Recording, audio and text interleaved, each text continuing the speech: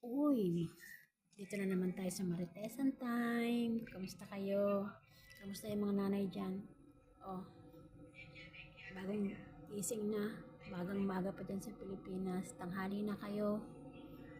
Magsimula na kayo para maaga kayong makatapos. Ako'y may ibabalita sa inyo. Ito'y Martes ha. Good news. Itong amo kong lalaki, sinabihan ako.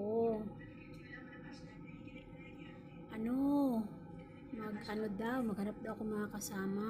Sabi niya, uy, maghanap ka ng makasama mo, baka ikaw ay may kapitbahay, may kamag-anak, may kapatid. Sabi ko, ako nag-iisa lang wala ho akong kapatid. Ako nag-iisang babae. Sabi niya, uy, di baka friend sa Facebook. Naku, may friend sa Facebook pero hindi ko nung masyadong Sabi niya, sige na, para ikaw ay may kasama ng isang malakas-lakas at pauwiin na natin itong kasama mo. At gusto rin namang umuwi, gawa ng kanyang ina.